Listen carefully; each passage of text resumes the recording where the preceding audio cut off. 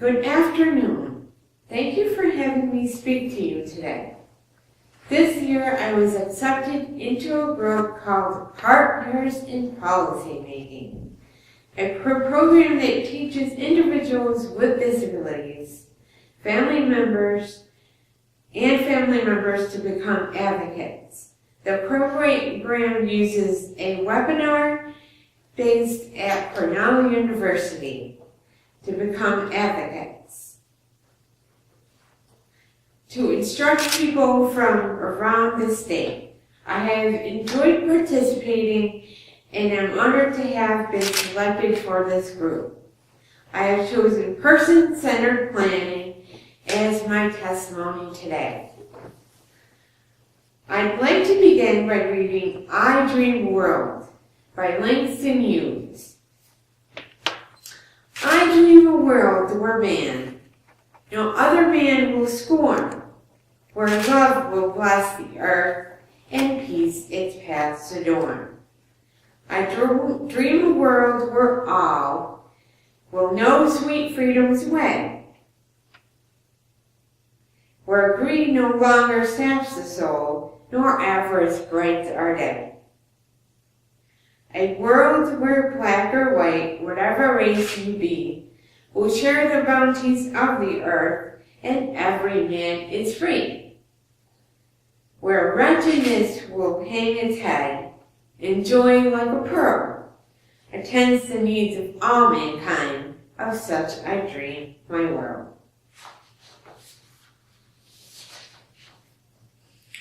I perform a play, I Dream World, about my experience with Williams syndrome and what it is like to live with a disability.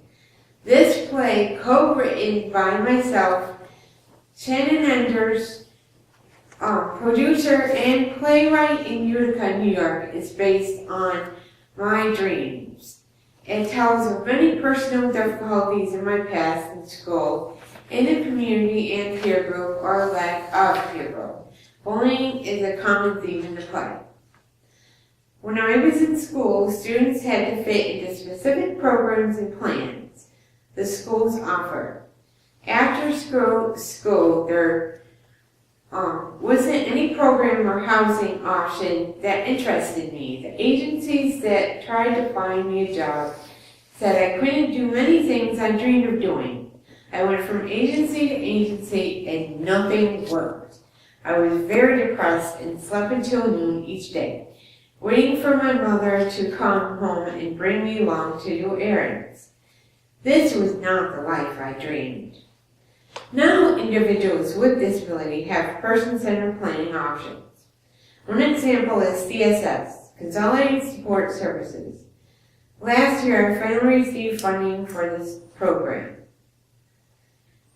This has led me to have a completely new life, living in my own apartment with supports, performing my plan, performing PowerPoint presentations to schools, doctors, social service agencies, and conferences. Now I have one staff member that helps me with a website and other forms of publicity. She will be helping me to find places to perform and will be able to accompany me to performances. This staff member can also help me develop more PowerPoint presentations on disability issues. I have other staff members who help me in my apartment and who help me to stay connected with friends, plan parties, and go to events in the area so that I can feel included in the community. Staff also bring me to advocacy meetings in Syracuse where they help by taking notes and providing transportation. For the past 2 years, I was able to attend the ARCS program College Works, which definitely focused on the individual and had a very progressive curriculum. I graduated in July and am now looking for a job. College Works has helped me prepare in all aspects of the workplace. None of this would be possible without person-centered planning. What exactly is person-centered planning? It is a process based on strengths in a positive environment. It should start when the individual is 14 or 15. Actually, it should start right from the first year of a child's life. The process should be individualized. People involved in planning have to really know the individual, their strengths and desires, and treat them with dignity. This process may change as the years progress, but it should always focus on formulating hopes and dreams. The next step is to help facilitate the hopes and dreams through funding for staff, programs, living environment, all aspects of the individual's life. In CSS, there is a circle of support, which includes family, friends, teachers, and service providers. They meet regularly with the individual to help with support and long-term goal planning.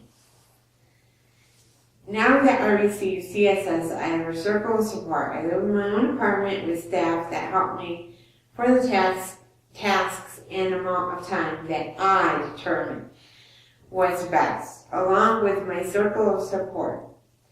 I can continue to work for my dream of being more independent, continuing my advocacy, and work with theater and hopefully find a part-time job.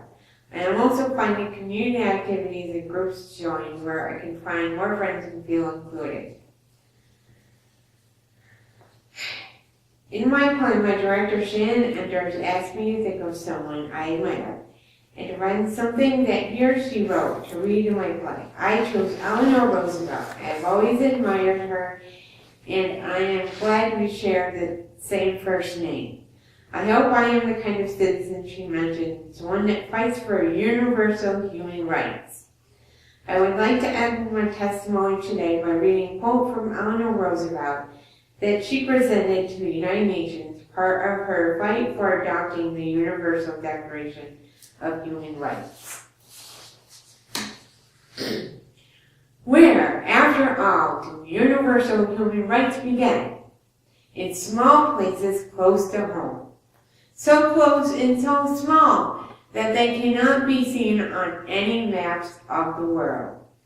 Yet, they are the world of the individual person, the neighborhood he lives in, the school or college he attends, the factory, farm, or office where he works. Such are the places where every man, woman, and child seeks equal justice, equal opportunity, equal dignity, without discrimination.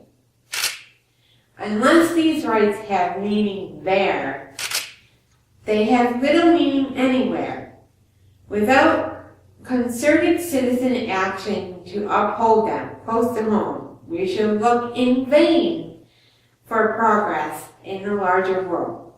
When you hear these words, I hope you will be inspired to work in your own school, agency, or community to provide the dignity and rights of the individual through person-centered planning.